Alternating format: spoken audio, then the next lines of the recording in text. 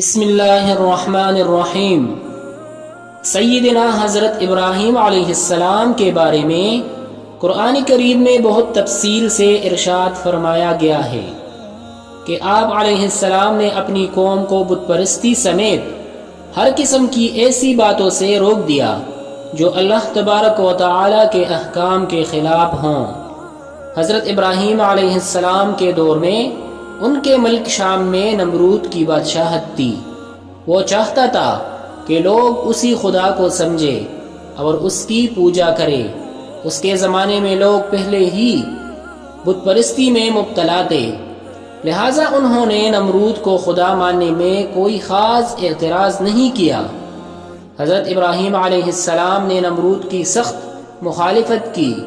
اس ہی زمانے میں حضرت ابراہیم علیہ السلام کو پیغمبری عطا فرمائی گئی تھی۔ حضرت ابراہیم علیہ السلام توحید پر مکمل ایمان رکھنے والے تھے اور یہی چاہتے بھی تھے کہ لوگ بھی ہر طرح کی بت پرستی اور شرک چھوڑ کر صرف ایک اللہ کی بندگی بجا لائیں۔ پھر جیسا کہ تقریباً ہر پیغمبر علیہ السلام کے ساتھ ہوا ہے، نمرود نے آپ علیہ السلام کی سخت مخالفت شروع کر دی۔ حضرت ابراہیم علیہ السلام اپنے باپ تک سے بھی یہی فرماتے کہ تم لوگ جن بتوں کی پوجا کرتے ہو انہوں نے آج تک تمہارے لیے کیا ہے۔ حضرت ابراہیم علیہ السلام کا باپ بھی لاجواب ہو کر چلانے لگتا کہ میرے بتوں کے خلاف باتیں بند کرو۔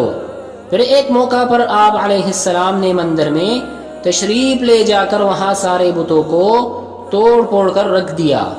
مشرکوں نے آ کر دیکھا تو یہی کہا کہ یہ حضرت ابراہیم علیہ السلام ہی کا کام ہو سکتا ہے۔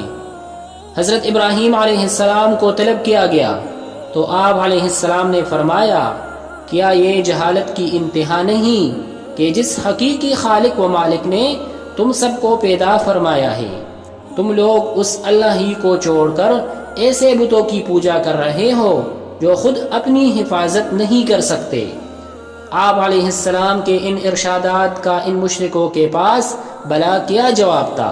اس لیے نمرود نے فیصلہ کیا کہ آپ علیہ السلام کو آگ میں پھینک دیا جائے، اور پھر جیسے ہی آپ علیہ السلام کو خوفناک اور بھڑکتی ہوئی آگ میں ڈالا گیا، اللہ تبارک و تعالی نے فوراً ہی آگ کو حکم دیا کہ ٹھنڈی ہو جائے اور حضرت ابراہیم علیہ السلام کو کوئی نقصان نہ پہنچائے۔